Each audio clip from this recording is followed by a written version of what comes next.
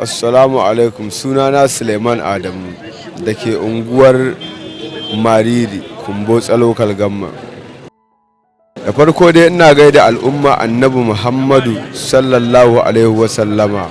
Ina gaishe da mahaifiyata, ina gaishe da 'yan uwa duka musulman Allah. Salamu alaikum. Sunana Mujahid Zangon Dakata.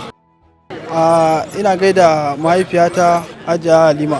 Ina gaida kanina Nasiru, Halifa da Abubakar. Sunana Ibrahim, amma kuma kusan dai sunana gaskiya ba wai boye bane saboda ana cin Bill Gates.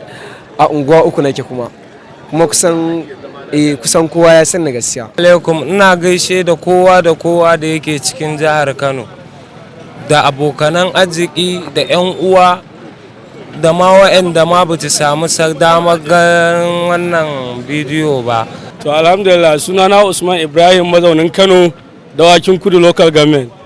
Yawa, ina gaida kowa da abokan arziki da abokan sana'a mu na Farm Center, wanda muke siye muke sayarwa da su, da kuma sauran abokanmu na unguwanni daban-daban wanda muke fita mu haɗu da su wasu guraren da muke zuwa.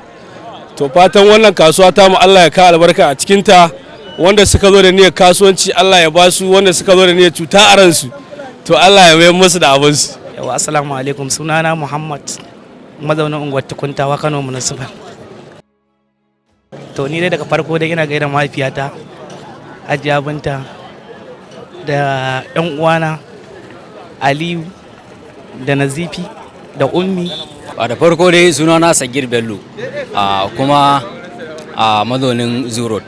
Ina gaida kowa, ina gaida babata Hajiya Fatima da kuma kishiyar babata Safara'u, da kuma abokaina Najib Ɗanladi Opera, Okashet, Abdulhakim Tafida da kuma su Yallaɓai.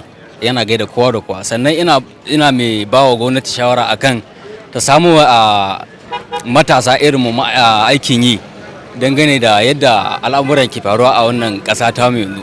Don ni yanzu hakan nan ban da aikin yi, yanzu hakan nan da ake gani na, saboda haka kuma ina buƙatar shi sosai.